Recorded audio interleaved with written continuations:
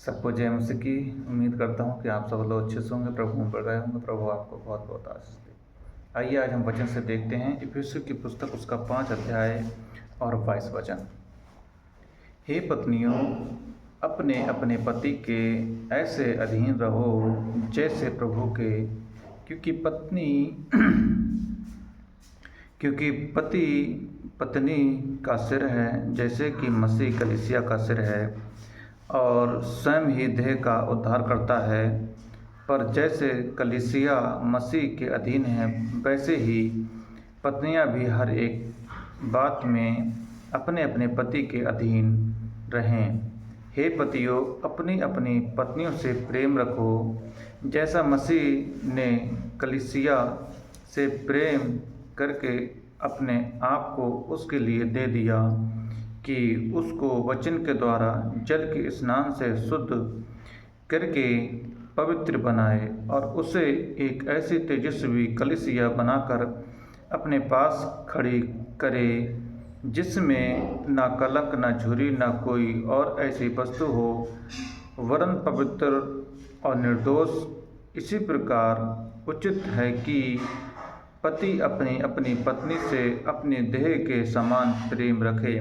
जो अपनी पत्नी से प्रेम रखता है वह अपने आप से प्रेम रखता है, क्योंकि किसी ने कभी अपने शरीर से बैर नहीं रखा, वरन उसका पालन पोषण करता है, जैसा मसीह भी कलीसिया के साथ करता है, इसलिए कि हम उसकी देह के अंग हैं। हालेलुया। प्रभु आपको आशीष दे इस वचन से।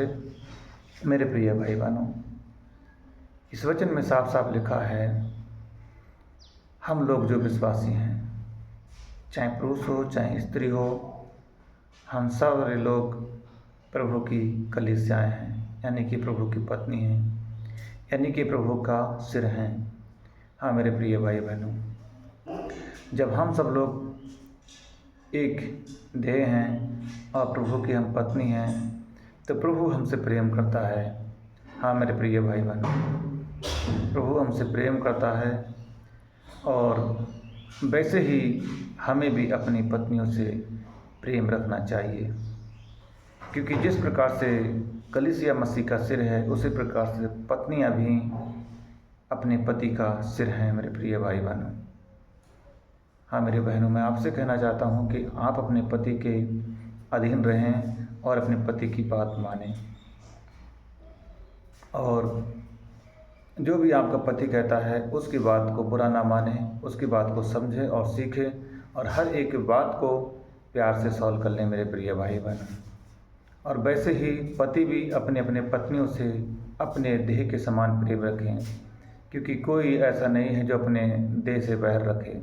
हाँ मेरे प्रिय भाई बहनों, हर एक इंसान अपने अपने देह से यानी कि अपने आप से प्रेम करता है, तो वैसे ही आप अपने देह के समान अपनी पत्नी से प्रेम रखें। हाँ मेरे प्रिय भाई बहनों, अगर हम में झगड़ा होता है, हमें कोई विवाद होता है मेरे प्रिय भाई बहनों, अगर हम एक मन नहीं रहते हैं मेरे प्रिय भाई बहनों, इससे हमारी प्रार्थनाएं रुक जाती हैं मेरे प्रिय भाई बहनों। हमें पति पत्नियों को बहुत ही प्रेम के साथ रहना होगा मेरे प्रिय भाई बहनों। हाँ चलिए आगे हम वचन में देखते हैं। पहला पत्रस उसका 3 अध्याय और उसके 7 वचन में लिखा है। चलिए इस वचन को पढ़ लेते हैं। वैसे ही हे पतियों, तुम भी बुद्धिमानी से पत्नी के साथ जीवन निर्वाह करो और स्त्री को निर्बल पात्र जानकर उसका आदर करो, ये समझ कर कि हम दोनों जीवन के वरदान के वारिस हैं, जिससे कि तुम्हारी प्रार्थनाएं रुक ना जाएं। हाँ मेरे प्रिय भाई बहनों, हमारी प्रार्थनाएं रुक सकती हैं अगर हम लोगों का एक मन नहीं रहेगा, हम लोग आपस में प्रेम नहीं करेंगे, हम लोग झगड़ा करेंगे और हम लोग अपने अपने रास्ते को चुन लेंगे मेरे प्रिय भाई बहनों, तब हम हमारी जो परमेश्वर से हमारे लिए वरदान जो ठहराए गए हैं परमेश्वर ने, हमारे लिए जो आशीष से ठहराई हैं परमेश्वर ने, वो रुक सकती हैं मेरे प्रिय भाई बहनों।